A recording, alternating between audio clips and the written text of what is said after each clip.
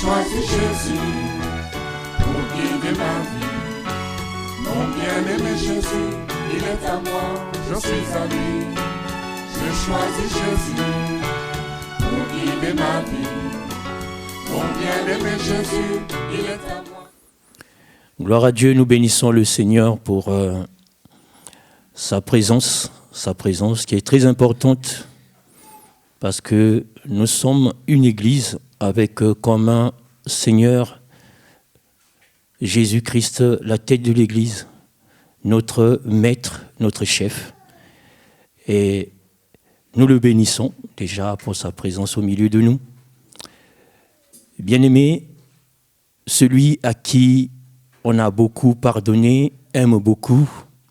Si nous pouvons nous lever pour vraiment bénir le Seigneur pour sa grâce, du salut qu'il nous a donné gratuitement. Nous nous souvenons de l'histoire dans Luc 7, de cette dame qui pleurait et qui mouillait les pieds de Jésus avec ses larmes, et elle a essuyé avec ses cheveux. Et ensuite, elle a, comme il est dit, elle a rempli de baisers les pieds de Jésus et elle a aussi parfumé, renversé le parfum sur les pieds de Jésus. Et Jésus va dire que ses nombreux péchés ont été pardonnés parce qu'elle a vraiment aimé, elle a beaucoup aimé. Bien-aimés, nos péchés ont été vraiment pardonnés. Manifestons aussi au Seigneur notre reconnaissance. Nous savons que Jésus, le Seigneur, attend quoi de nous? Rien que l'adoration, la louange, la reconnaissance, parce que tout le reste vient de lui. C'est ce que nous allons faire. Que le Seigneur soit béni, nous allons prier. Et après, nous allons prendre le chant numéro 129, page 41. Il est exalté. Seigneur, que ton nom soit béni. Nous voulons te dire merci, Seigneur, pour la grâce que tu nous fais d'être là ce soir, en ce lieu, Seigneur. Nous sommes, Seigneur, c'est vrai, Seigneur, rien, mais toi en nous l'espérance de la gloire. Le monde, Seigneur, nous rejette. Le monde dit que nous tournons, Seigneur, vers Dieu parce que nous avons échoué dans la vie, parce que nous sommes bêtes. Mais Seigneur Jésus, nous savons que, Seigneur, non. Il y a une bonne raison, Seigneur, de nous tourner vers toi. Celui qui a le vrai amour, celui qui nous a sauvés gratuitement. Seigneur, celui qui nous a sauvés, celui qui nous a ouvert les yeux, celui qui nous a emmenés à distinguer le bien avec le mal et aussi faire le mal. Celui qui nous donne la force de fuir le péché. Celui qui nous donne la force sur le péché. Seigneur, c'est incroyable. Seigneur, nous étions perdus. Nous étions esclaves du péché. Seigneur, mais un jour, tu nous as donné la force. Et Seigneur Jésus-Christ, le dessus sur le péché. Que ton nom soit béni pour ton esprit. Seigneur, que ton esprit nous conduise encore en ce moment. Car Seigneur, nous voulons vraiment te louer et t'adorer en esprit et en vérité. Gloire et louange à toi, Seigneur. Il est exalté, le roi est au-dessus des cieux. Je veux vraiment le louer. Louons-le ensemble.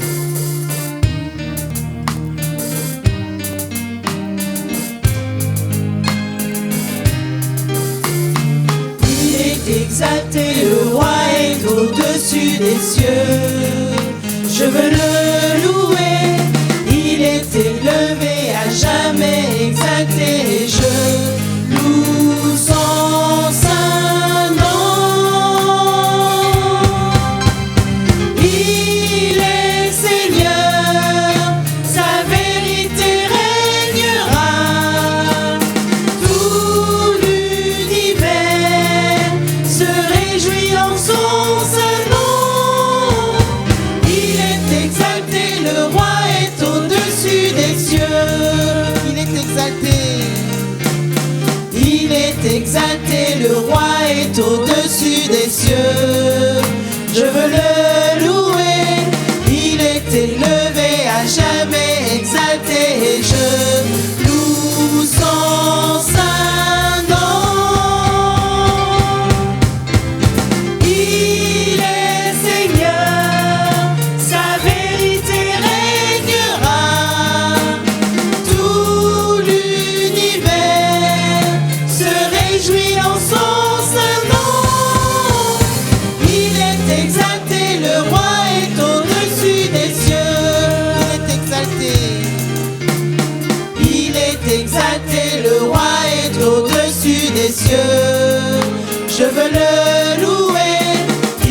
est élevé, à jamais exalté, et je loue son saint nom.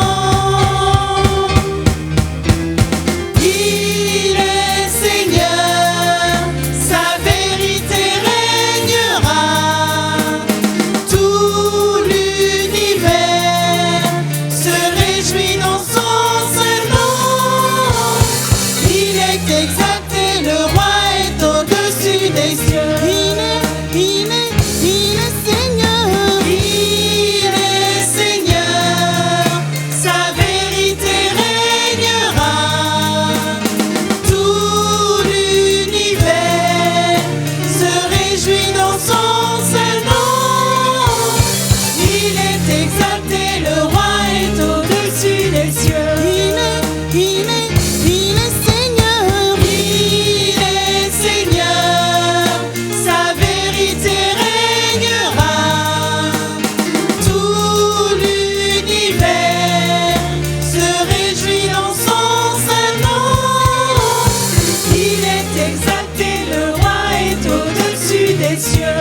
Il est exalté. Il est exalté, le roi est au-dessus des cieux. Il est exalté, le roi est au-dessus des cieux.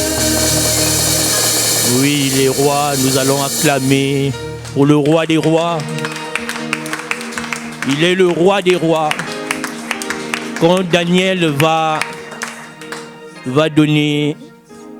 révéler le songe du roi Nebuchadnezzar et il va donner l'explication, Nebuchadnezzar va déclarer que le Dieu de Daniel est le Dieu de Dieu et le Seigneur des rois.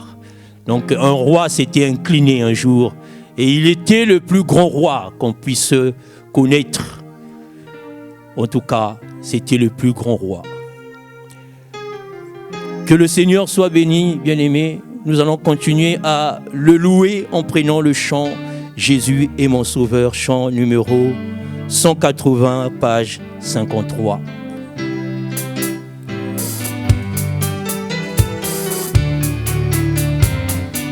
Jésus est mon sauveur. C'est mon sauveur. Je bénirai le Seigneur. Je bénis le Seigneur. Jésus est mon sauveur. C'est mon sauveur. Je bénirai le Seigneur. Je bénis le Seigneur. Il est le roi des rois. Il est le roi. Il est le grand roi. Il est le grand roi. Il est le roi des rois. Il est le roi. Il est le grand roi. Il est le grand roi. Jésus est mon berger. C'est mon berger. Je bénirai le Seigneur. Je bénis le Seigneur. Jésus est mon berger. C'est mon berger. Je bénirai le Seigneur. Je bénis le Seigneur. Il est le roi des rois. Il est le roi. Il est le grand roi. Il est le grand roi. Il est le roi des rois. Il est le roi. Il est le grand roi. Il est le grand roi. Jésus est mon ami. C'est mon ami. Je bénirai le Seigneur. Je bénis le Seigneur. Jésus est mon ami. C'est mon ami. Je bénirai le Seigneur. Je bénis le Seigneur. Il est le roi des rois. Il est le roi. Il est le grand roi. Il est le grand roi. Il est le roi des rois. Il est le roi. Il est le grand roi. Il est le grand roi. Jésus est mon sauveur. C'est mon sauveur. Je bénirai le Seigneur. Je bénis le Seigneur. Jésus est mon sauveur. C'est mon sauveur. Je bénirai le Seigneur. Je bénis le Seigneur. Il est le roi des rois. Il est le roi. Il est le grand roi. Il est le grand roi. Il est le roi des rois. Il est le roi. Il est le grand roi. Il est le grand roi. Jésus est mon berger. C'est mon berger. Je bénirai le Seigneur. Je bénis le Seigneur. Jésus est mon berger. C'est mon berger.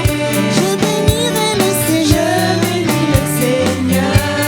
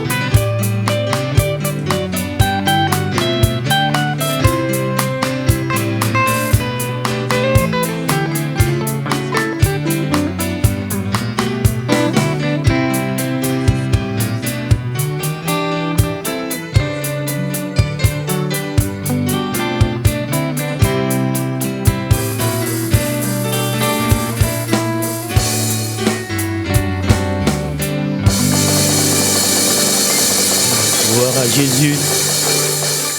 Gloire à Jésus. Gloire à toi, Seigneur, pour ta fidélité. Oui, bien-aimé. Paul va dire aux Philippiens, vous avez donné vos vies à Jésus dans des situations difficiles, pendant qu'il y avait la persécution, dans la tribulation. Pendant ce moment difficile, vous avez donné vos vies à Jésus et vous continuez à persévérer dans le Seigneur. Et il dit, celui qui a commencé cette œuvre en vous la rendra parfaite pour le jour de Christ.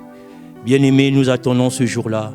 Jésus a promis de revenir et cela est vrai. Il va revenir. Es-tu prêt, bien-aimé? Es-tu prêt? Le chrétien, la vie chrétienne n'est pas une vie malheureuse, n'est pas une vie de pleurs. Non, la vie chrétienne est une vie glorieuse. Il faut en être fier, les bien-aimés, et demander chaque fois au Seigneur de nous renouveler, de nous fortifier. Nous avons besoin de ça.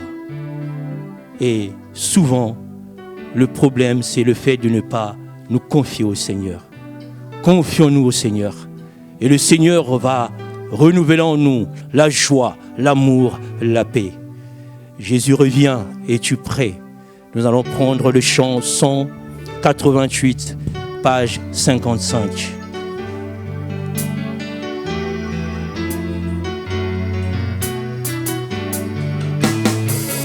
Jésus revient.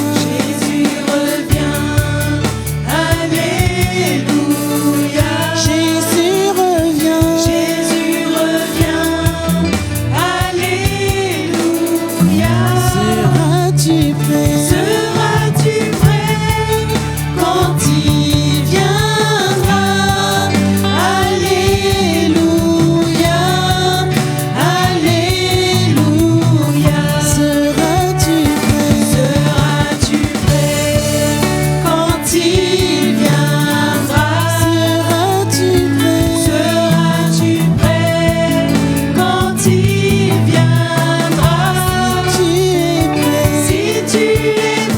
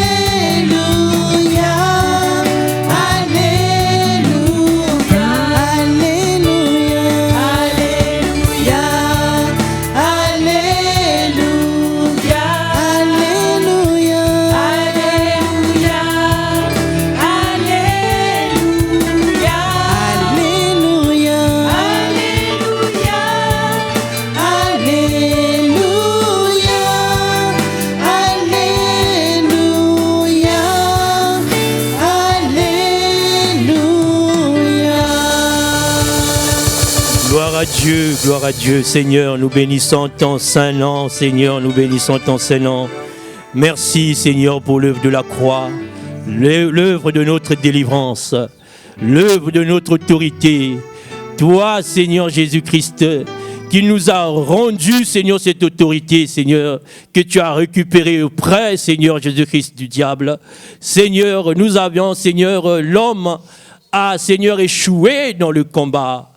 Et Seigneur Jésus, il a été esclave, Seigneur du diable. Mais toi, tu es venu nous rendre cette autorité, Seigneur. Que ton nom soit béni, Seigneur. Cette liberté, que ton nom soit béni, Seigneur.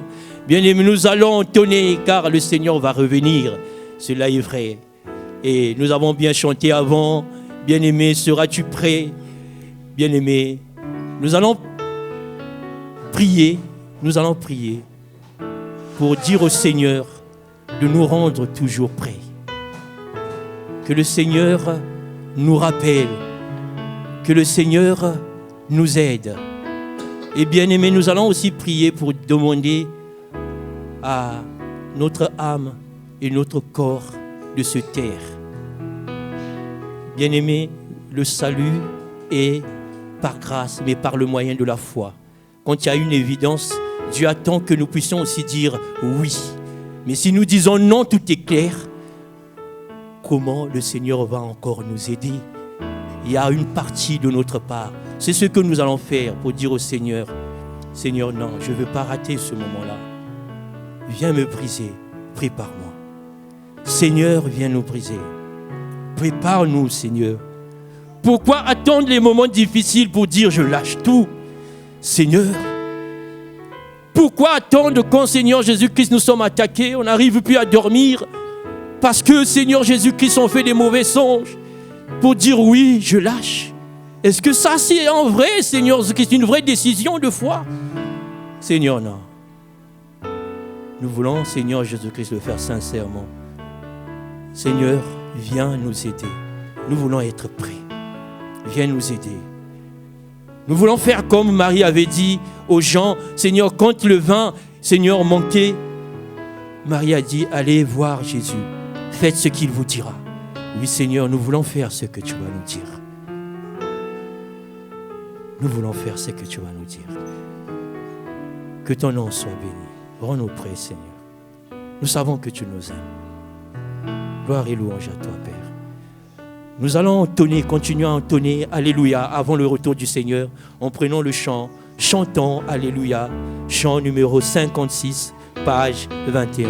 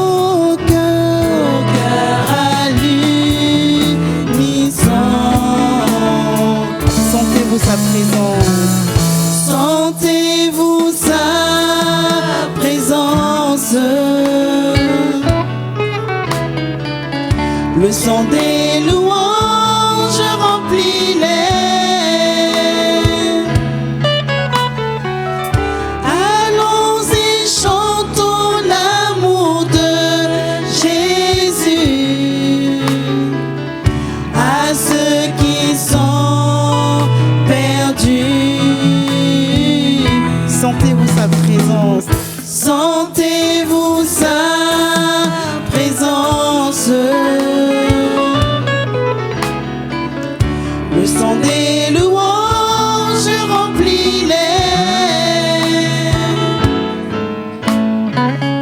Allons et chantons l'amour de Jésus à ceux qui sont perdus. Alléluia. Chantons Alléluia. Alléluia. Chantons gloire à Dieu. Une douce chanson. Nos cœurs à l'unisson. Alléluia. Chantons Alléluia. Alléluia. Chantons gloire à Dieu. Une douce chanson. Nos cœurs à l'unisson.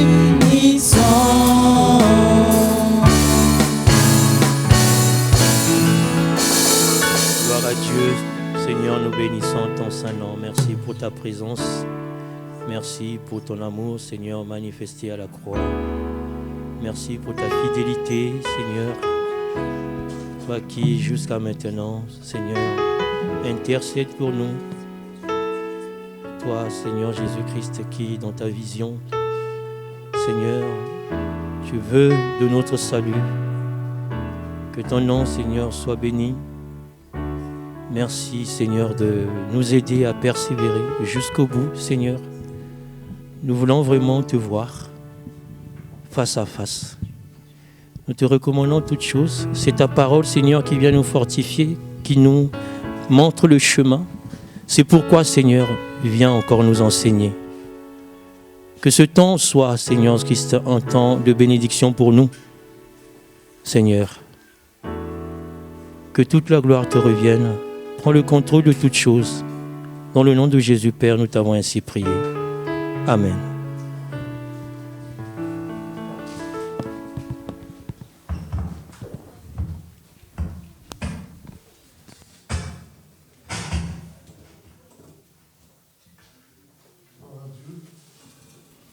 Voilà, nous allons continuer notre étude dans le livre d'Amos.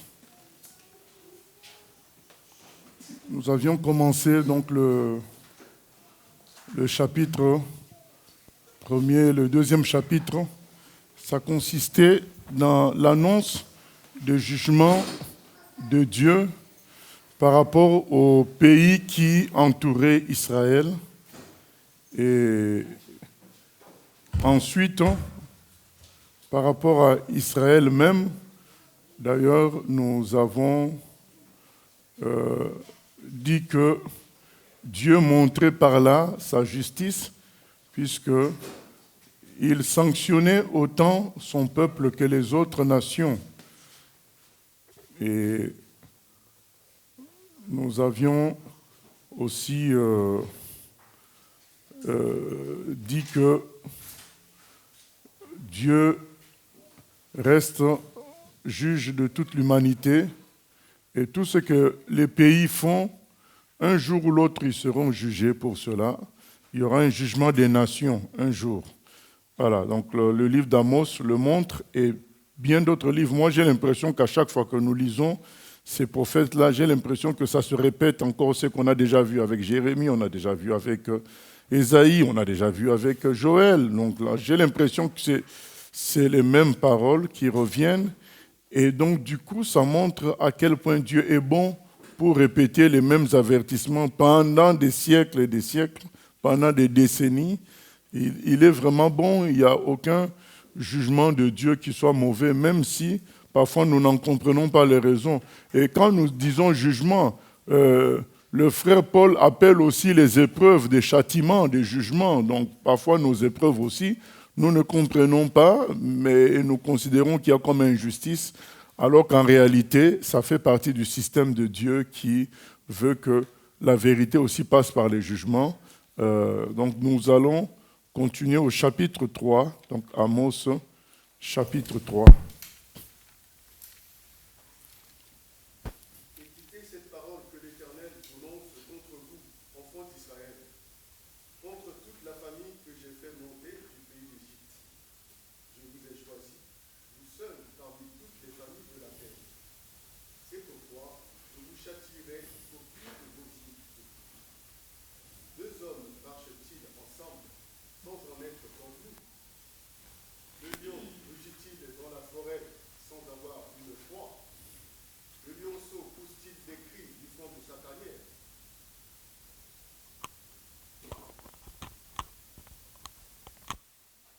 Le lion rugit-il dans la forêt sans en avoir une proie? Le lionceau pousse-t-il des cris du fond de sa tanière sans avoir fait une capture? L'oiseau tombe-t-il dans le filet qui est à terre sans qu'il y ait un piège? Le filet s'élève-t-il de terre sans qu'il y ait rien de pris? Sonne-t-on de la trompette dans une ville sans que le peuple soit dans l'épouvante? Arrive-t-il un malheur dans une ville sans que l'Éternel en soit l'auteur? Car le Seigneur, l'Éternel, ne fait rien sans avoir révélé son secret à ses serviteurs, les prophètes. Le lion rugit. Qui ne serait effrayé? Le Seigneur, l'Éternel, parle. Qui ne prophétiserait? Faites retentir votre voix dans les palais d'Asdod et dans les palais du pays d'Égypte, et dites, rassemblez-vous sur les montagnes de Samarie, et voyez quelle immense confusion au milieu d'elle, quelle violence dans son sein. Ils ne savent pas agir avec droiture, dit l'Éternel. Ils entassent dans leurs palais les produits de la violence et de la rapine. C'est pourquoi ainsi parle le Seigneur l'Éternel. L'ennemi investira-t-il le pays? Il détruira ta force, et tes palais seront pillés. Ainsi parle l'Éternel. Comme le berger arrache la gueule du lion, deux jambes ou un bout d'oreille, ainsi se sauveront les enfants d'Israël qui sont assis dans Samarie, à l'angle d'un lit et sur des tapis de Damas. Écoutez et déclarez ceci à la maison de Jacob, dit le Seigneur, l'Éternel, le Dieu des armées. Le jour où je punirai Israël pour ses transgressions, je frapperai sur les autels de Béthel. Les cornes de l'autel seront brisées et tomberont à terre. Je renverserai les maisons d'hiver et les maisons d'été. Les palais d'ivoire périront, les maisons des grands disparaîtront, dit l'Éternel. Voilà, donc le Seigneur menace même les maisons d'hiver et les maisons d'été. Ce n'est pas une habitude d'aujourd'hui d'avoir, vous savez que, par exemple, le palais de Brégançon, c'est le refuge d'été du président de la France.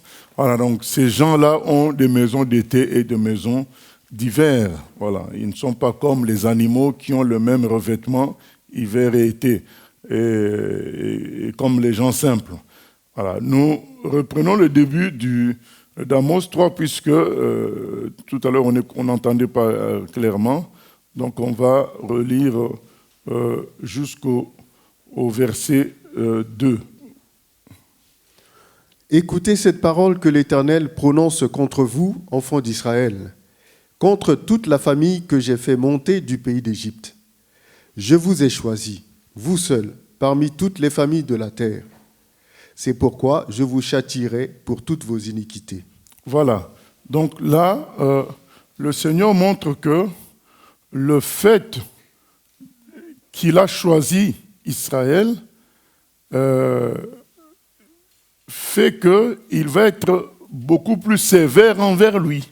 Voilà, donc c'est ce qu'il dit, je vous ai choisi, vous seuls parmi toutes les familles de la terre. C'est pourquoi je vous châtierai pour toutes vos iniquités. Donc ça nous ramène au Nouveau Testament, là où c'est écrit « qui aime bien, châtie bien ». Donc là, le châtiment n'est pas une mauvaise chose lorsque son fondement, c'est l'amour. Et lorsque le fondement, c'est le défouloir, c'est un problème. Donc c'est le contraire de ce que nous vivons aujourd'hui, où les jeunes se sentent rois personne ne les touche, tout est fait. Aujourd'hui, ils appellent ça l'éducation constructive ou positive, je crois. Donc, il ne faut jamais dire « tu as fait une erreur ». Il faut dire « tu pourrais faire mieux ». Voilà, donc c'est ça. Il ne faut pas corriger, il ne faut pas châtier aujourd'hui. Donc, c'est des instructions même que les formateurs reçoivent. Donc, il faut toujours faire évoluer et non jamais dire en fait la vérité, que tu as échoué. Et donc, quand tu oses mettre quelqu'un zéro, eh ben, tu devras te justifier. Donc, tu vas avoir un entretien pour expliquer pourquoi tu as mis zéro. C'est ça la réalité d'aujourd'hui. Et Dieu dit, ça ne fonctionne pas comme ça. Si tu as été choisi, si tu profites des avantages de l'élection, tu dois aussi subir la contrainte de l'élection. Voilà. Quand tu es choisi, eh ben, tu représentes la lumière, tu représentes Dieu, eh ben, tu dois aussi être corrigé quand il le faut. Et c'est ça qu'il dit, je vous ai choisi, donc vous devez être corrigé parce que vous êtes mon image. Donc si vous vous comportez mal, c'est moi qu'on attaque, c'est moi qu'on juge. Voilà. Et c'est pourquoi il dit même au verset 3, « Deux hommes marchent-ils ensemble sans en être convenus ?» Il dit, mais nous, si je marche avec vous, c'est une entente qu'on a faite, qu'on a eu à signer. Voilà, c'est pas, je vous mets pas une pression arbitraire. Il y a eu une entente, il y a eu un contrat. Les gens ne marchent pas ensemble comme ça, dans le vide. Ils se concertent, ils discutent.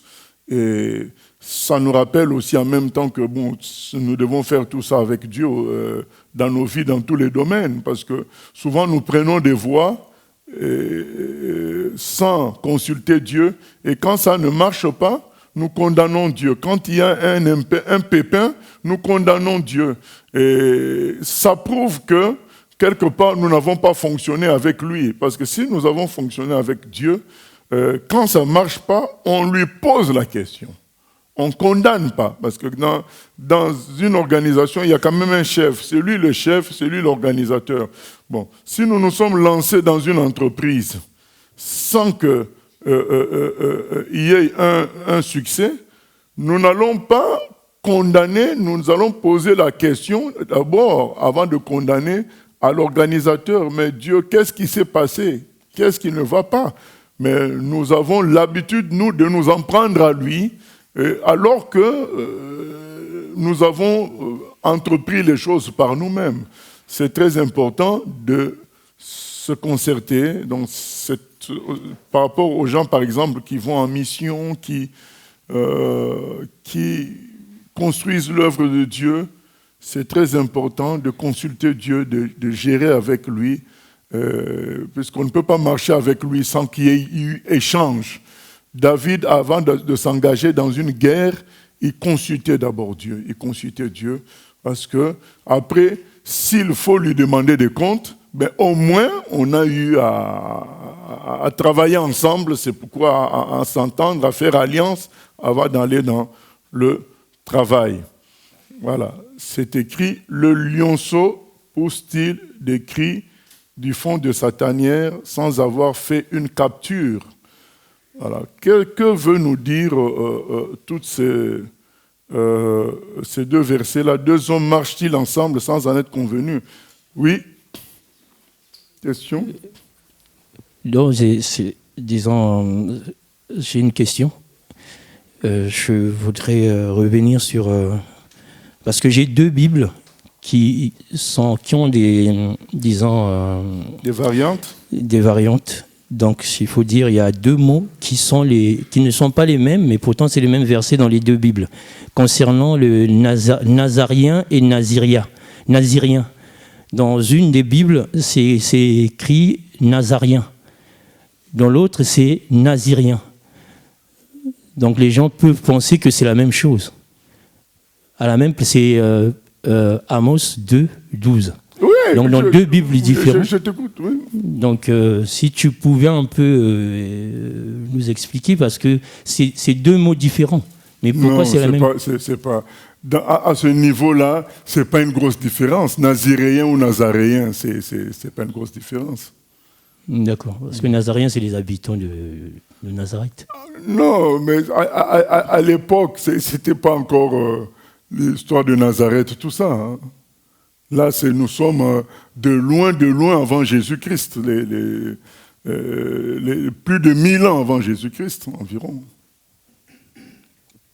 Donc le contexte fait que c'est le même mot, en fait. C'est le même mot. Ok. C'est le même mot. Puisqu'on dit que vous empêchez vos enfants d'être des naziréens, qu'on dise nazaréen ou naziréen, au fait, c'est une discipline qu'on attaque là. Ce n'est pas le fait d'habiter quelque part. On dit, vous empêchez vos enfants d'être des naziréens. Ce n'est pas d'aller habiter à Nazareth. Donc, depuis qu'on lit jusqu'à aujourd'hui, vous n'avez jamais entendu parler de Nazareth. Hein? Depuis qu'on lit jusqu'à aujourd'hui, il n'est pas question de Nazareth. Nazareth est venu bien plus tard. C'est venu bien plus tard. Voilà. Ok. Voilà. Donc, qu'est-ce que ça veut dire? Le lionceau pousse-t-il des cris du fond de sa tanière sans avoir fait une capture? Le lion rugit-il dans la forêt sans avoir une proie? Deux hommes marchent-ils ensemble sans se concerter? Ça veut dire que tout sur terre a une cause, a une origine. Donc, Dieu veut parler à son peuple pour dire que ne prenez pas les faits qui arrivent sur terre comme le fruit du hasard. Tout a une cause, quelqu'un est à l'origine de tout. Vous vous souvenez, dans le Nouveau Testament, Jésus a dit, même quand un moineau tombe, votre Père est au courant. Vos cheveux sont comptés. Tout a une origine. C'est un rappel puissant qu'on trouve dans ce chapitre 3. C'est que tout a une origine et tout aussi a un objectif. Il dit, le lion ne va pas rugir pour rien, c'est qu'il a un objectif. Il y a une cause et il y a aussi un objectif. Deux hommes ne marchent pas ensemble sans se concerter. Il y a une cause, ils se sont concertés, mais après il y a un objectif, parce qu'ils marchent ensemble, ils vont quelque part. Tout a une cause et un objectif. Il dit, le lionceau pousse-t-il des cris du fond de sa tanière sans avoir fait une capture? Donc, il ne crie pas dans le vide. Parce que beaucoup pourraient dire, ah, mais c'est naturel, un tel a fait ceci, c'est naturel. Mais ici, ça nous montre que tout est organisé. Je sais que c'est difficile d'accepter ça, que Dieu est la cause de tout. Parce que ça suppose une capacité infinie. C'est ce qu'il a aussi, cette capacité. Il a une capacité infinie.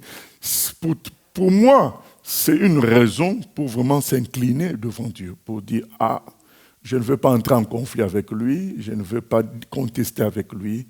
C'est vrai que ce qui m'arrive, je ne comprends pas, mais comment contester avec quelqu'un qui vous dit que même quand un lionceau rugit, pousse des cris, il y a une cause. Donc tout ce qu'on voit dans l'univers, il y a une origine à ça que finalement Dieu contrôle.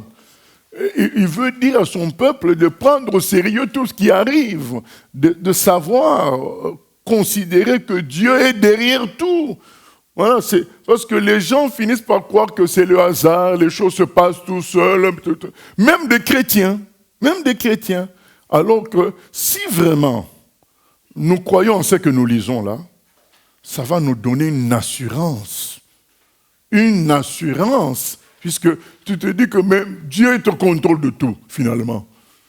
Donc dans tout ce qui arrive, bombe ou pas bombe, tout ça, mort ou pas mort, maladie ou pas maladie, tu sais que Dieu contrôle, puisque finalement, lui, il dit que tout a une cause. Donc, et comme tout a une cause, c'est lui, Dieu, qui est avant toute chose.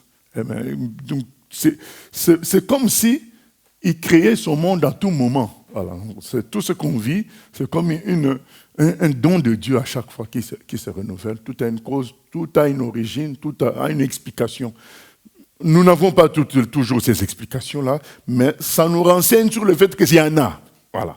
Donc, du moment qu'il y en a et que Dieu a toutes ces explications-là et la cause de tout ça, nous devons carrément nous incliner devant lui nous prosterner et le suivre. Voilà, dans une foi, je dirais aveugle. On sait que il me conduit, je me mets à sa suite comme un wagon attaché à une locomotive. C'est tout. Voilà, c'est ça que... et nous comprenons aussi que Satan ne prend pas les dessus sur les choses de Dieu, puisque Dieu laisse pour une cause, pour une raison. Voilà, il y a un objectif dans tout ça.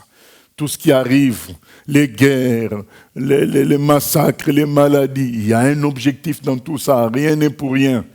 Dieu n'est jamais surpris ni dépassé. Il est la cause, il connaît tout. Et il a un objectif dans tout ça. Il gère son monde. Il gère son monde. Voilà, il y a quelqu'un qui a dit, un païen qui a dit que même les magiciens, ils meurent. Ce monde appartient à quelqu'un d'autre.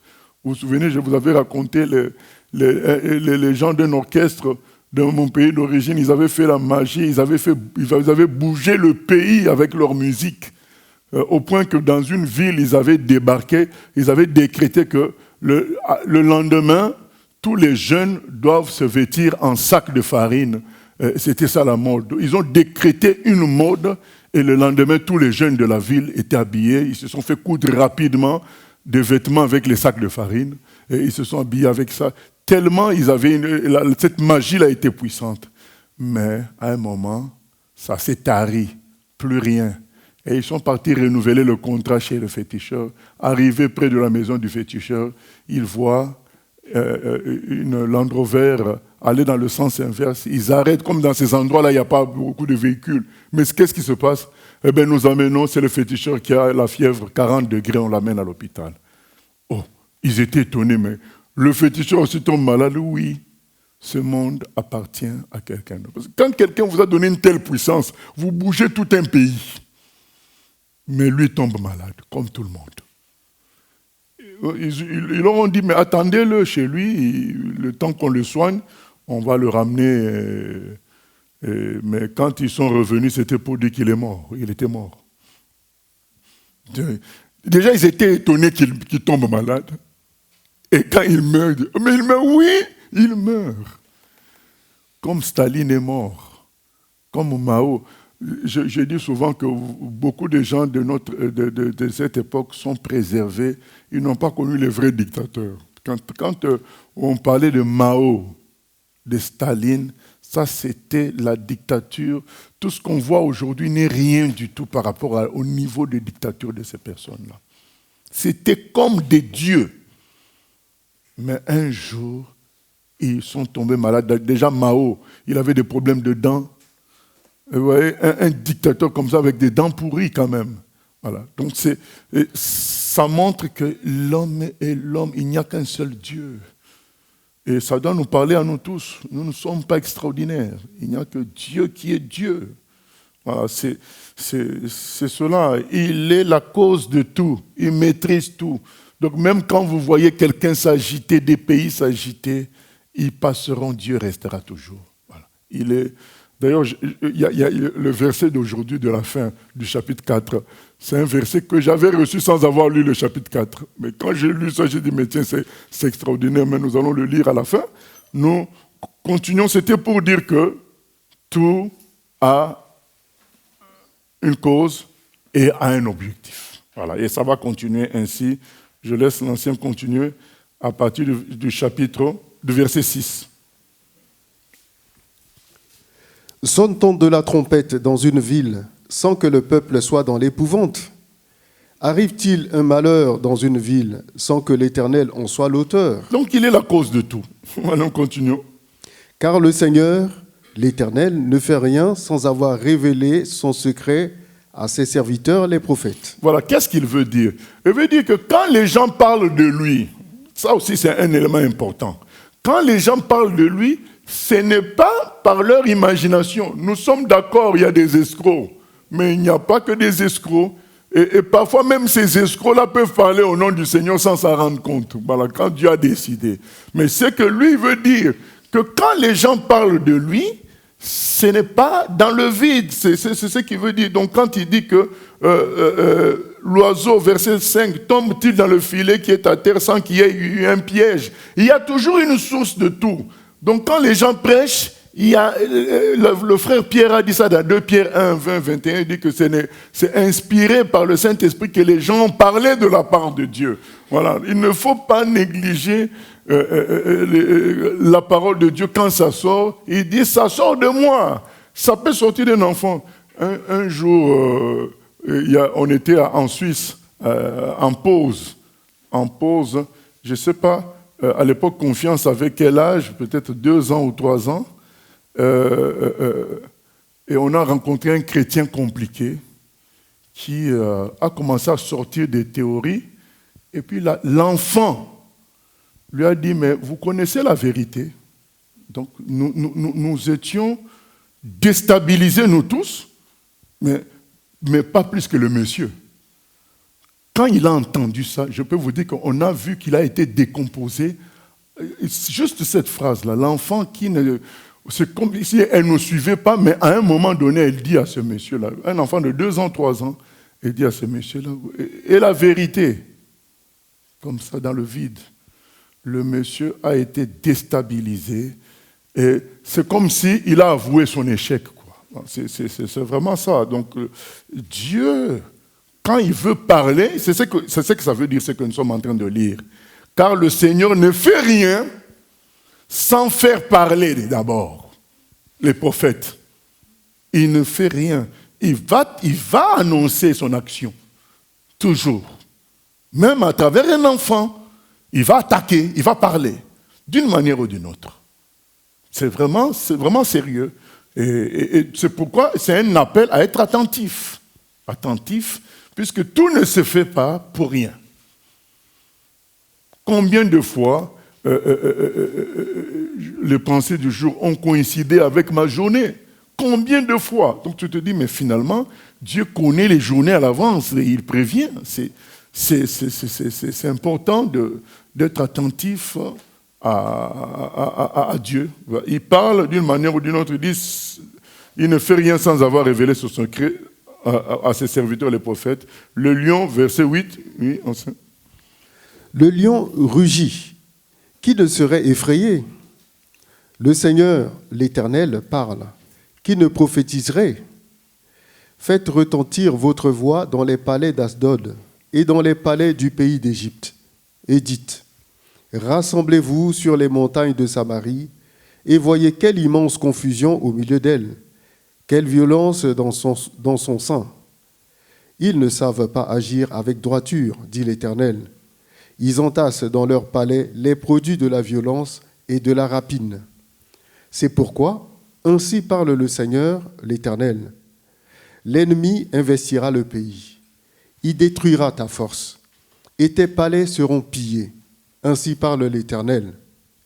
Comme le berger arrache de la gueule du lion 2 jambes ou un bout d'oreille, ainsi se sauveront les enfants d'Israël qui sont assis dans Samarie, à l'angle d'un lit et sur des tapis de Damas. Écoutez et déclarez ceci à la maison de Jacob. Dit le Seigneur, l'Éternel, le Dieu des armées. Le jour où je punirai Israël pour ses transgressions, je frapperai sur les autels de Béthel. Les cornes de l'autel seront brisées et tomberont à terre. Je renverserai les maisons d'hiver et les maisons d'été. Les palais d'ivoire périront. Les maisons des grands disparaîtront, dit l'Éternel. Voilà, les maisons des grands disparaîtront, dit l'Éternel. Et je pense que certains ont déjà vu le reste des maisons des dictateurs d'une certaine époque, comment c'est devenu, l'herbe sauvage a pris place, tout ça. Des avions aussi, des anciens dictateurs, des anciens grands. Ce sont des réalités qu'on voit sur terre. À un moment, Dieu finit par démontrer qu'il est juste, qu'il est tout-puissant, qu'il est juge. Et là, il promet aux enfants d'Israël qu'il agira, puisqu'il a fait parler les prophètes. Il a fait parler les prophètes. Le lion rugit, qui ne serait effrayé? le Seigneur l'Éternel parle, qui ne prophétiserait? Il dit, quand je parle, eh ben, ça crée des prophéties. Donc quand Dieu parle, ça crée une puissance chez les humains qui vont commencer à en parler, dire la même chose que Dieu. Et malheureusement, un lion rugit, mais il y a des gens qui n'ont pas peur, et c'est ce qu'on verra dans la suite. Malheureusement, il dit, normalement, quand le lion rugit, les gens doivent avoir peur. Mais là, le lion rugit, ben, ce n'est pas...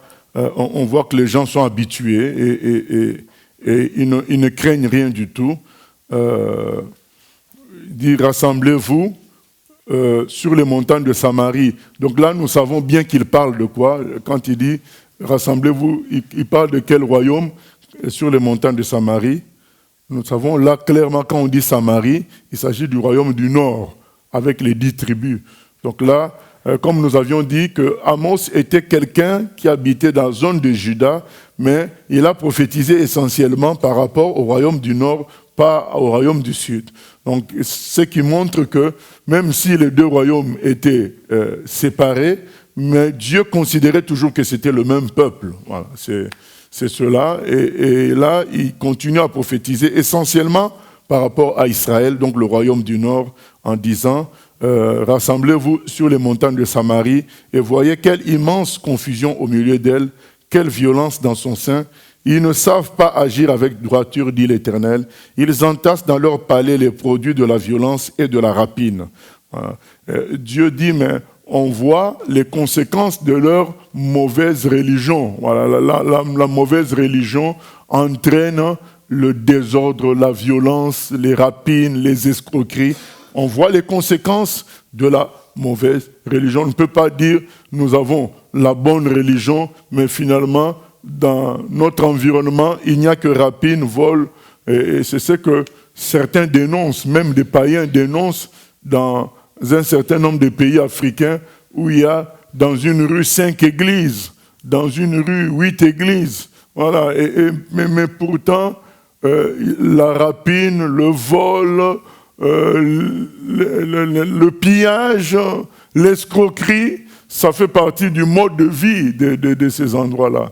Voilà. Contrairement au réveil d'autrefois, quand il y avait des réveils spirituels dans les villes et dans les pays, l'atmosphère de vérité s'imposait sur les païens même. Mais là, ce que nous vivons, c'est le contraire, c'est que dans les églises règne une atmosphère financière, voilà, une atmosphère financière, une atmosphère de mode, toutes sortes de choses, même pire que chez les païens. Donc nous pouvons comprendre que la foi chrétienne telle qu'elle est vécue dans ces pays-là, elle est fausse, parce qu'on voit les œuvres. Je me souviens d'un pasteur qu'on avait rencontré à Paris, et nous avait dit, nous devons prier pour autre chose, parce que nous, ce que nous vivons, c'est que même l'ancien le plus pur de l'Église, le jour où on le nomme dans un cabinet ministériel, il change. Il dit, c'est ce que nous vivons. Vraiment, nous avons besoin d'autre chose venant de Dieu, parce que les chrétiens que vous voyez là ne le sont que de la bouche. Voilà. Donc, lui, il venait de là-bas, il nous a raconté, il a dit, c'est vraiment grave. Donc, ça montre que la foi chrétienne telle qu'elle est vécue, elle est fausse. Voilà. C'est ce que Dieu est en train de dénoncer là. C'est pourquoi ainsi parle le Seigneur, l'Éternel, l'ennemi investira le pays. La finalité, c'est quoi? C'est que vous serez dominés. Ça commence par la domination spirituelle, la domination dans le péché, et finalement, ça aboutit par la domination physique par un autre peuple. Voilà, c'est ça la conséquence du mal, c'est que au début, ce n'est que la domination spirituelle par les démons, mais la finalité, c'est la colonisation, c'est la domination par d'autres peuples. Et Dieu continue à parler et dit qu'il va frapper les autels de Bethel. Bethel, c'était le centre spirituel du nord. Donc, dans le sud, c'était Jérusalem toujours, et dans le nord, c'était Bethel. Et dans d'autres versets, Dieu, au lieu d'appeler Bethel, puisque Bethel veut dire maison de Dieu, Dieu dit Beth-Aven, donc maison de l'horreur, maison de la honte, voilà, maison de la souillure, Beth-Aven. Donc, il appelle Bethel Beth-Aven dans d'autres passages qu'on a lus. Lorsque vous voyez Beth-Aven, c'est une façon que Dieu appelé Bethel pour dire qu'ils disent que c'est la maison de Dieu, mais c'est n'importe quoi. Voilà, c'est cela. Le jour où je punirai Israël pour ses transgressions, je frapperai sur les autels de Bethel, les cornes de l'autel seront brisées et tomberont à terre. Je renverserai les maisons d'hiver et les maisons d'été. Ça montre que la vie était devenue une vie de luxe. Voilà, les maisons d'hiver, d'été, le palais d'ivoire, les palais d'ivoire carrément, périront, les maisons des grands disparaîtront. Ça montre que quand on prend le chemin du mal et du péché, on connaît quand même une certaine prospérité. Mais c'est une prospérité qui tombera un jour très très mal. Voilà, en nous entraînant en même temps. Donc il y avait des palais d'ivoire. Voilà, c'est comme ça que les gens sont encouragés. On appelle ça la puissance d'égarement. Ils sont encouragés dans le péché parce que pendant qu'ils s'éloignent de Dieu, la prospérité vient. Oh, c'est pour les perdre davantage. Nous devrions être à chaque fois vigilants quand la prospérité nous atteint. Nous devrions être toujours vigilants parce que ça peut être le fruit d'une erreur. Voilà, c'est cela. Et être vigilant, ça peut être aussi un piège. Et voilà, je clôture en disant au verset 14 que cette prophétie sur les autels de Bethel avait été faite aussi dans 1 Roi 13, par notre jeune prophète et qui a été après tué par un lion. Oui. Par rapport à la prospérité, mais dans la Bible, Dieu a rendu prospères certaines personnes. Dans la Bible, je ne sais pas, il y a des gens qui avaient de l'argent en soi. Je veux dire, Dieu donnait des richesses. Oui. Mais ces personnes-là, comment ils peuvent faire attention quand c'est Dieu qui leur donne? Vous voyez ce que je veux dire? La nuance entre faire attention parce que on peut avoir le péché qui s'accompagne, et quand c'est Dieu qui donne cette richesse, on doit la refouler, je ne sais pas. On doit la mettre au service de Dieu. C'est ça la solution. Donc même quand ça vient de l'erreur, au moment où on met ça au service de Dieu, Dieu nous rattrape. Voilà. Même quand ça vient de l'erreur. Parce que qu'est-ce qui fortifie tous ces gens-là? C'est la prospérité. On dit ils ont atteint le niveau de palais d'ivoire. Donc ils se disent, mais Dieu est avec nous. Dans Jérémie, quand Jérémie, je crois au chapitre 44, parle aux gens d'arrêter avec la reine du ciel, avec cette déesse-là, ils lui disent, mais nous, quand on prie la reine du ciel, il pleut. Donc il y a une réponse. Ah, donc nous ne nous trompons pas, nous sommes dans la bonne voie. Donc la prospérité trompe beaucoup l'être humain. Il pense qu'il est approuvé. C'est une vigilance qu'on doit avoir. Que ça vienne de Dieu ou du diable, on doit être vigilant par rapport à la prospérité, parce que ça nous donne le faux message que nous sommes approuvés. Or, même quand ça vient de Dieu, ce n'est pas parce que nous sommes approuvés, c'est parce qu'il nous aime, c'est tout. C'est parce qu'il a décidé les choses ainsi. Parce que étant enfant de Dieu, on a droit à tout. Comme le frère Paul dit, tout est à nous. Mais quand il permet maintenant qu'on vive la prospérité, il a des objectifs. Nous devons être attentifs à ces objectifs et les accomplir et non pas nous en accaparer et nous perdre. C'est ça. Dans tous les cas, on doit être vigilant avec la prospérité. Chapitre 4.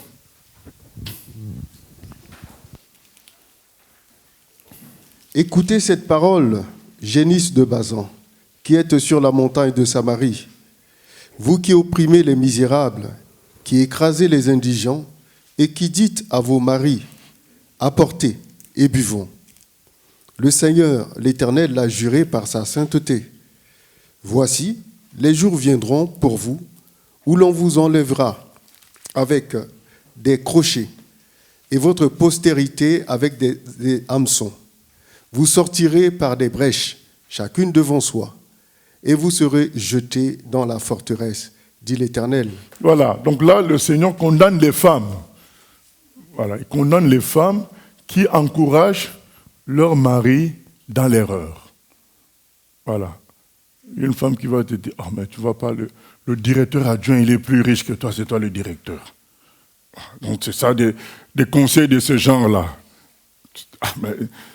C'est vrai, et tu vas voler, c'est la prison. Voilà. Donc c'est des conseils qu'on voit parfois, qu'on entend à gauche, à droite, qui viennent des femmes, qui vont dire, ah mais non, mais nous aussi. Et les hommes suivent de tels conseils et ils finissent très mal. Donc c'est la condamnation par rapport aux femmes qui disent, voici les jours, ils disent, apportez et buvons, donc ils encouragent leur mari à l'erreur, et vous qui opprimez les misérables, qui écrasez les indigents, verset 1, et qui dites à vos maris, apportez et buvons, le Seigneur l'Éternel a juré par sa sainteté, voici les jours viendront, donc ces femmes-là seront détruites avec leur postérité. Voilà, normalement, il faut toujours donner des conseils d'humilité, de ressemblance à Christ, mais malheureusement, beaucoup de femmes sont attachées au monde, veulent briller, veulent prouver des choses, et ils vont donner des conseils du genre, mais l'autre comme dans la publicité de Vegas, mais l'autre a acheté une limousine de 30 mètres, nous on en a encore à 20 mètres, alors que c'est déjà quand même une limousine. Voilà, donc, et beaucoup de gens ont suivi de tels conseils. Souvenons-nous de l'homme selon le cœur de Dieu, quand il a dansé pour l'Éternel, qu'est-ce que sa femme a dit? Mais qu'est-ce que tu fais là? C'est n'importe quoi, les gens regardent, tu es quand même le roi. Vous voyez, c'est des conseils comme ça qui ont tué beaucoup de ministères. Tu es quand même le roi. David lui a dit, mais qui m'a fait roi? Qui m'a fait roi? C'est Dieu qui m'a fait roi, que je danse pour lui. C'est logique, puisque moi, au fait, je pouvais toute ma vie être un danseur, c'est lui qui m'a fait roi. Donc c'est normal que je danse pour lui. Voilà, il est dit que Michal est resté stérile à cause de ça. Elle est restée stérile toute sa vie. Donc il y a des conseils. Il y en a même quand on va te dire, toi tu n'es pas vraiment un homme, quoi. Tout le monde a 2 maisons, 3 maisons, nous on n'en a qu'une. Tu n'es pas un homme. Et certains, quand ils entendent ça, je ne suis pas un homme, ils sont frustrés dans leur orgueil. Allez, ils s'engagent dans une mauvaise voie. Quand tu entends des phrases comme ça, il faut répondre, je suis serviteur de Dieu, que sa volonté se fasse sur ma vie. Voilà. Vous pouvez vous moquer de moi comme vous voulez. Oui? Oui, question Internet. Le jugement de Dieu commence par l'Église. Or, peut-on considérer que ce jugement s'exerce sur les assemblées qui prêchent la prospérité et qui tombent comme Hillsong, Bethel, car ils n'ont jamais fait partie du peuple de Dieu? Moi, je dirais que le jugement finira par tomber. Mais dire que puisque Hillsong et Bethel sont tombés, que le jugement de Dieu se manifeste dans le monde entier, bon, j'aurais du mal puisque certains vous sortiront d'autres mouvements qui continuent à prospérer, à briller, tout ça. Je dis que ça finira par tomber. La Bible dit que ça finira par tomber. Mais dire que c'est forcément à notre époque, je dis que ce n'est pas comme ça qu'on doit voir les choses. Ce n'est pas encore aussi sérieux que ça. Au fait, aujourd'hui, ça ne se fait pas d'une manière massive, comme l'internaute voudrait faire allusion. Ça ne se fait pas d'une manière massive parce qu'il y a plein d'autres mouvements qui sont dans la bêtise, qui continuent à faire des choses. Voilà.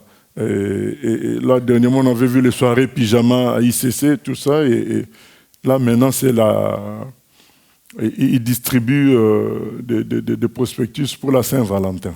Voilà.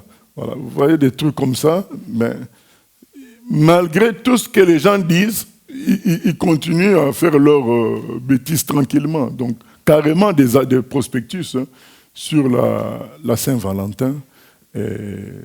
Voilà. Donc, je dirais que nous sommes toujours au niveau du jugement individuel. Il n'y a pas encore le jugement massif qui est décrit dans Apocalypse 3, qui dit que je ferai que les gens de la synagogue de Satan viennent se prosterner devant toi. Il n'y a pas encore ce jugement-là. Pour le moment, c'est plutôt des jugements individuels. Bethel a été jugé, Hillsong a été jugé, c'est individuel, ça les concerne, il n'y a pas encore le massif. Voilà. On continue.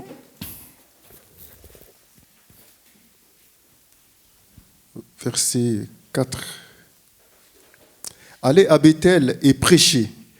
Allez à Gilgal et prêchez davantage. Offrez vos sacrifices chaque matin et vos dîmes tous les 3 jours. Faites vos sacrifices d'action de grâce avec du levain. Proclamez, publiez vos offrandes volontaires, car c'est là ce que vous aimez, enfants d'Israël, dit le Seigneur l'Éternel. Et moi, je vous ai envoyé la famine dans toutes vos villes, le manque de pain dans toutes vos demeures. Malgré cela, vous n'êtes pas revenus à moi, dit l'Éternel. Et moi, je vous ai refusé la pluie, lorsqu'il y avait encore 3 mois jusqu'à la moisson. J'ai fait pleuvoir sur une ville, et je n'ai pas fait pleuvoir sur une autre ville. Un champ a reçu la pluie, et un autre qui ne l'a pas reçu s'est desséché. 2, 3 villes sont allées vers une autre pour boire de l'eau, et elles n'ont point apaisé leur soif. Malgré cela, vous n'êtes pas revenus à moi, dit l'Éternel. Voilà, malgré cela, vous n'êtes pas revenus à moi. Ça nous rappelle Joël, hein. C'était le sujet essentiel de Joël. Que malgré les calamités, malgré les souffrances, vous ne revenez pas à Dieu parce que ces gens-là trouvent toujours des excuses à tout cela. Donc malgré tout ce qui se passe, ils vont trouver des excuses pour continuer ce qu'ils aiment faire. Qu'est-ce qu'ils aiment faire?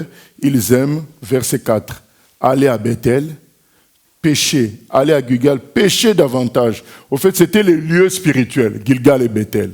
Donc ils allaient faire leur religion fausse. Parce que souvenez-vous que le temple, c'était à Jérusalem. Donc le royaume du Nord a dû s'inventer ses propres rituels, qui étaient carrément faux. Ils ont créé même des veaux à Bethel. Et c'est ce que Dieu dit, mais allez continuer à faire vos affaires là-bas à Bethel, en péchant, en adorant les idoles. Offrez vos sacrifices chaque matin. Et vos dîmes tous les 3 jours. Nous voyons bien que la fausse religion a un goût. Hein? Souvent, les gens disent, mais nous ne comprenons pas comment ces gens-là se font piller, mais ils continuent à aller dans ces églises. Mais ça a un goût.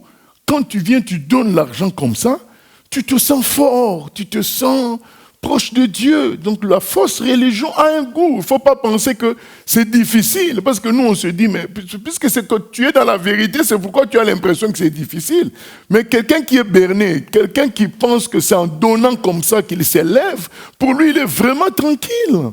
Il est vraiment tranquille. Les gens en Afrique, il y en a vraiment qui souffrent, qui galèrent. Ils vendent du pain elle vend du pain au coin de la rue, mais tout son argent, elle va aller donner au pasteur. Hein.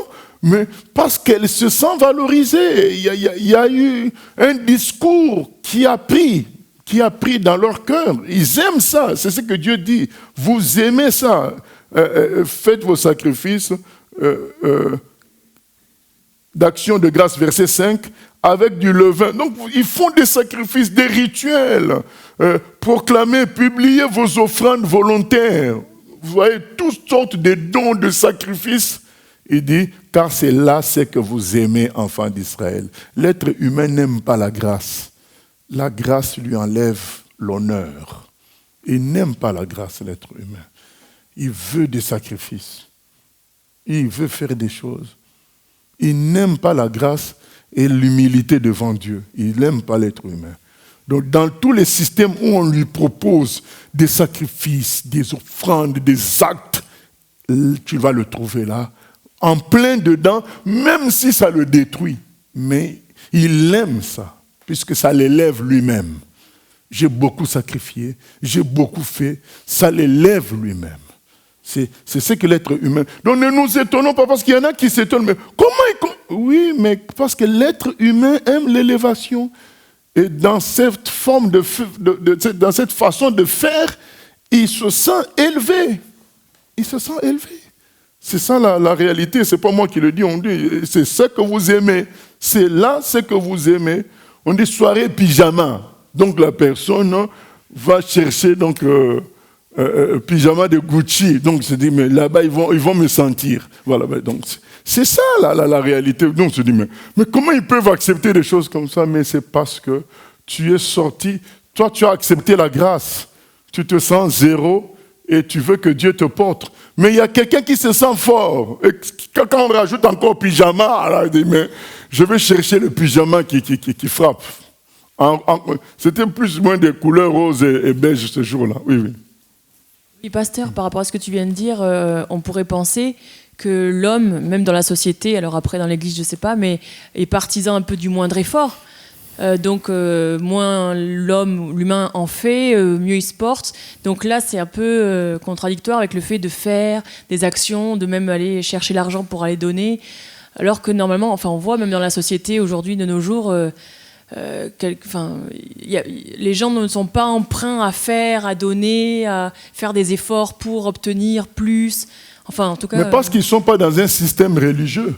Dès que tu les mets dans un système religieux, oui, mais moi je vais te rétorquer ça dans les entreprises que nous on est passé. Quand ça devient comme une sorte de religion où il faut plaire au patron, les gens font le contraire de ce que tu dis. Il y en a qui restent plus tard, il y en a qui sont tout le temps à dire oui à la réunion, à tout ce que le patron dit. Moi j'ai travaillé à Leclerc. Mais c'était à celui qui va prouver qu'il est fidèle au patron. Quand ces entreprises-là fonctionnent comme des sectes, les gens se comportent exactement tel que Jérémie est en train de...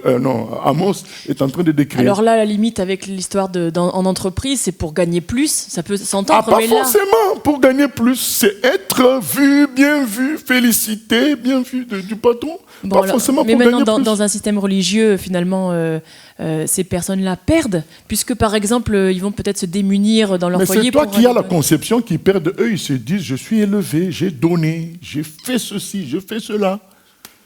Mais c'est là que Samuel, le prophète, a dit, l'obéissance vaut mieux que les sacrifices. Les êtres humains veulent les sacrifices parce que ça les élève. Mais c'est là que Dieu dit, je n'en veux plus. Psaume 40, on peut peut-être lire, tu n'as voulu ni sacrifice, ni holocauste. À un moment, Dieu a dit, je n'en veux plus. Au fait, c'est devenu un système d'élévation humaine.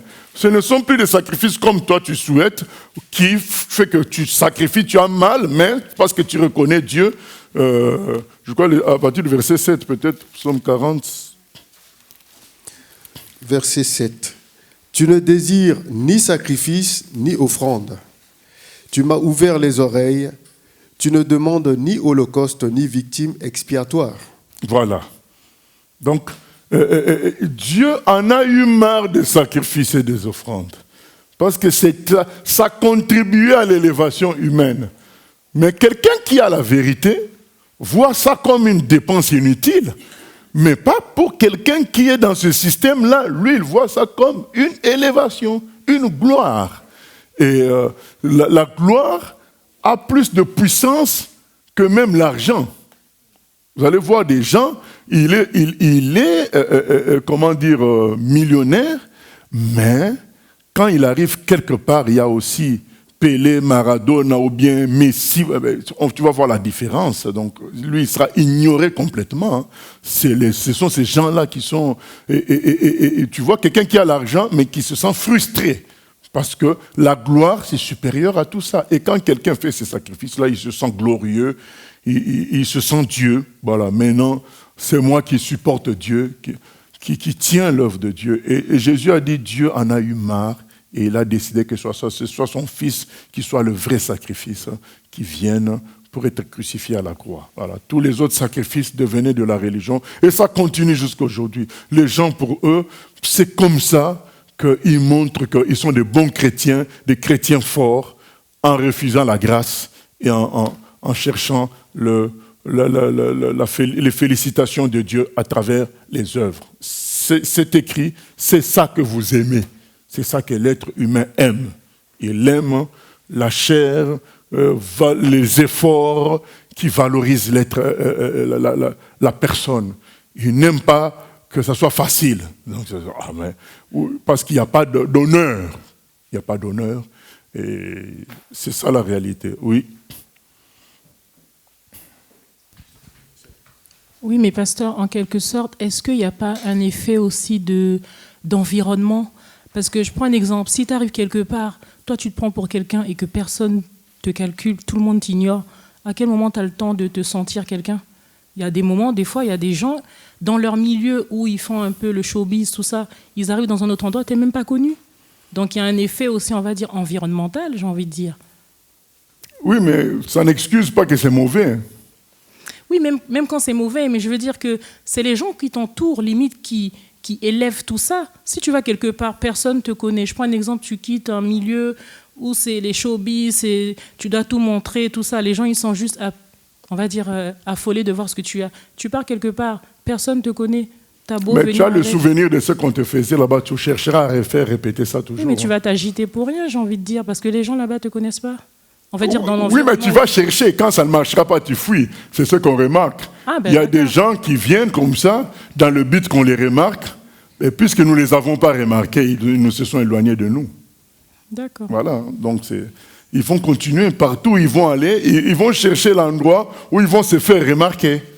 Nous, on connaît beaucoup de gens qui étaient au milieu de nous, et ils n'ont jamais modéré. Ils sont partis à ICC, ils sont devenus pasteurs directement. Donc, après un enseignement de 1 000 € dans une clé USB. Voilà. Oui, mais du coup, c'est vrai que les personnes, ils aiment ça, d'accord. Mais je veux dire, c'est les gens qui les entourent, qui les élèvent à ça. Même aussi, ils aiment. Même eux-mêmes. Parce que, bien aimé, entre nous, c'est une charge d'être ces histoires. Vous savez, il y a des moments où je reçois un coup de fil à 3 heures du matin. Hein. Voilà, maintenant, si c'est ça que quelqu'un cherche, mais non, c'est une charge. Donc, quand les gens aiment ça, ils aiment les honneurs, en réalité. Normalement, on doit le faire par amour, puisque Christ a donné sa vie pour nous. Nous aussi, on doit donner notre vie pour les autres. Mais quand vous voyez des gens s'attacher à ça, à parler, à prêcher, ça veut dire qu'ils n'ont rien compris à ces choses-là, parce que c'est difficile. C'est difficile pour nous, parce que nous dépendons de Dieu totalement. L'être humain est humilié tout le temps. Il y a des moments où tu n'as rien du tout. Tu attends que Dieu te donne quelque chose. Et ça humilie l'homme. Mais c'est ça la voie des vrais serviteurs de Dieu. Mais donc les gens qui se précipitent derrière tous ces trucs-là, ils veulent les applaudissements, c'est la chair. Et Dieu dit, ces gens-là, ils vont aimer les sacrifices. Et ils vont en parler. Ils vont en parler. Or, la vraie foi, c'est la grâce. Les choses nous sont données par grâce.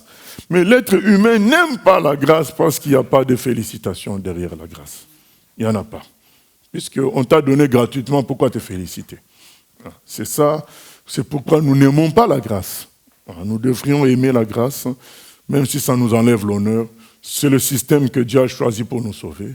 Parce que l'autre système nous a amenés à la chute, c'est ça, la chute d'Adam. C'est ça, il a voulu être Dieu. Donc Dieu a décidé que désormais, on est sauvé par la foi et non pas pour ce qu'on a fait. Voilà, c'est ça quoi. Nous continuons. Verset 9. Je vous ai frappé par la rouille et par la nielle. Vos nombreux jardins, vos vignes, vos figuiers et vos oliviers ont été dévorés par les sauterelles. Malgré cela, vous n'êtes pas revenus à moi, dit l'Éternel. J'ai envoyé parmi vous la peste, comme en Égypte. J'ai tué vos jeunes gens par l'épée et laissé prendre vos chevaux. J'ai fait monter à vos narines l'infection de votre camp. Malgré cela, vous n'êtes pas revenus à moi, dit l'Éternel. Je vous ai bouleversés, comme Sodome et Gomorrhe, que Dieu détruisit, et vous avez été comme un tison arraché de l'incendie. Malgré cela, vous n'êtes pas revenus à moi, dit l'Éternel. C'est pourquoi je te traiterai de la même manière, Israël, et puisque je te traiterai de la même manière, prépare-toi à la rencontre de ton Dieu, ô Israël. Car voici, celui qui a formé les montagnes et créé le vent, et qui fait connaître à l'homme ses pensées, celui qui change l'aurore en ténèbres, et qui marche sur les hauteurs de la terre, son nom est l'Éternel, le Dieu des armées. Amen. Son nom est l'Éternel, le Dieu des armées. L'Éternel dit, j'ai tout fait. Je vous ai envoyé toutes sortes de malheurs, afin que vous compreniez, mais pas du tout. Vous n'avez pas voulu. ça montre que pour que Dieu agisse, il prend du temps. Je parle de l'action la plus forte. Il commence par des actions mineures, mais négatives pour nous réveiller. Si on ne comprend pas, il monte. Et il dit, mais j'ai tout fait pour vous prévenir que vous n'étiez pas dans la bonne voie, mais vous n'avez pas écouté. Souvent, nous les chrétiens, nous sommes les premiers à pleurer, à nous lamenter quand quelqu'un est frappé. Ah, quand même, on dit souvent quand même. Oui, mais quand même, vous ne connaissez pas le processus dont Dieu s'est servi pour en arriver à cette frappe immense. Vous ne connaissez pas le processus. Donc on vient seulement dire quand même, il laisse les enfants. Oui, mais le processus, vous n'avez pas suivi, puisque vous n'êtes pas au courant de tout. Dieu seul est au courant de tout. Donc là, il dit, j'ai tout fait. C'est pourquoi je te traiterai de la même manière, comme les Sodome et Gomorrhe. Je vais faire encore davantage parce que tu ne comprends pas. Prépare-toi à la rencontre de ton Dieu. Et le verset qui finit par son nom est l'Éternel, le Dieu des armées. Le nom de Dieu, c'est l'Éternel. Tout le reste, ça veut tout dire son nom. Ça veut dire que tout le reste est provisoire. Il n'y a que lui qui est l'Éternel. Tout le reste est provisoire. Aujourd'hui, vous voyez, celui qui a inventé le téléphone, Graham Bell, aujourd'hui, s'il ressuscitait, il ne reconnaîtrait pas le niveau que nous avons atteint. Au fait, les humains l'ont dépassé, lui-même l'inventeur du téléphone. Les humains ont dépassé Volta, qui a trouvé la pile électrique, l'électricité. Tout ce qu'on fabrique aujourd'hui, Volta va être dépassé. Voilà. Tous les humains sont dépassés par ce qu'eux-mêmes ils ont fabriqué. Mais Dieu, personne ne va les dépasser. Jamais, il est infini, son nom est l'Éternel, il marche sur les hauteurs de la terre. Donc personne ne le dépassera. On peut faire tout ce qu'on veut. Aujourd'hui, je vous le dis, peut-être tout le monde n'est pas au courant de ça, mais je vous le dis, la vraie science qu'on appelle la physique quantique, aujourd'hui, montre que nous ne connaissons rien. Donc tout ce que vous avez appris à l'école, les atomes, les noyaux au centre, les électrons, tout, tel que nous avons appris là, aujourd'hui tout le monde est d'accord que c'est faux. Mais oui, mais proposer quelque chose de clair, il n'y en a pas. Il n'y a pas quelque chose de clair. Ça veut dire que nous vivons par un miracle de tous les jours. Puisque tel que vous nous voyez, nous sommes beaucoup plus vides que remplis. Mais comment ça fait que nous nous voyons remplis? Mais puisque nous sommes composés des atomes qui sont 99,99999 vides. Mais nous sommes composés de ça.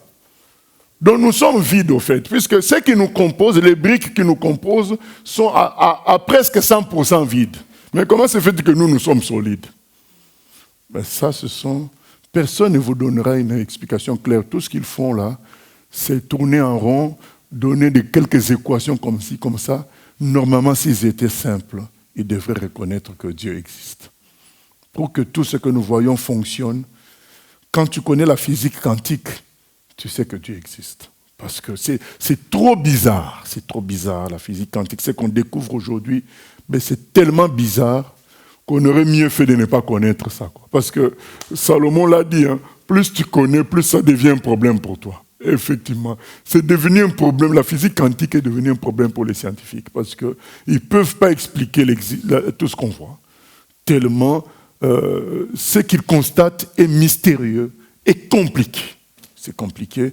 Et vous voyez par exemple des choses comme ça, on ne vous dira jamais à l'école que tout ce que vous apprenez est faux. Mais suivez les vrais scientifiques, ils vous diront ça, que tout ce qui est à l'école aujourd'hui, c'est faux. C'est la même chose avec l'évolution. Tout ce que les gens disent à l'école, dans les milieux scientifiques, c'est déjà dépassé. Ils considèrent que Darwin était faux, dans les faux. Mais jusqu'aujourd'hui, on continue à enseigner aux enfants à l'école. Voyez, alors que dans les milieux scientifiques, il y a déjà le néo-darwinisme, donc le nouveau darwinisme. Donc, on considère que Darwin, de l'origine, n'est pas bon. Donc, il y a des nouveaux. Et même eux, Raoul t'a sorti dernièrement un livre pour contredire tout ce qui était Darwin, sans parler de Dieu, juste par la biologie cellulaire. Voilà, donc c'est pour dire que son nom est l'Éternel, il est au-dessus de tout. On n'arrive pas à le saisir, on n'arrivera jamais, car il est le seul, son nom est l'Éternel. Voilà, humilions-nous devant lui au nom de Jésus. Seigneur, nous venons nous humilier devant toi, car toi seul es l'Éternel, au-dessus de l'intelligence humaine, au-dessus de la puissance humaine. Nous venons nous humilier devant toi, parce que nous considérons, Seigneur, que tu es infiniment grand, et nous sommes infiniment petits, Seigneur. Car lorsque nous regardons l'univers, oh Seigneur, rien que notre planète, elle est de loin plus qu'un grain de sable dans l'univers. Mais si notre planète est comme ça, alors nous-mêmes qui sommes petits sur cette planète, nous sommes vus comment? Alors pourquoi nous élever contre toi, Seigneur? Aide-nous à mettre nos raisonnements sous nos pieds et à prendre ta sagesse, ton intelligence, à être des adorateurs et des gens simples, considérant les autres même comme supérieurs à nous-mêmes.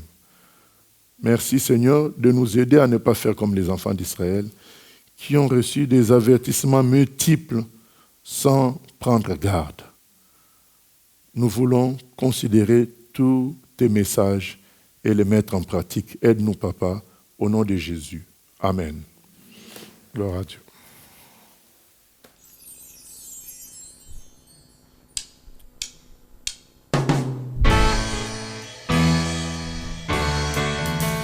J'ai choisi Jésus pour guider ma vie. Mon bien-aimé Jésus, il est à moi, je suis à lui. J'ai choisi Jésus pour guider ma vie. Mon bien-aimé Jésus, il est à moi, je suis à lui.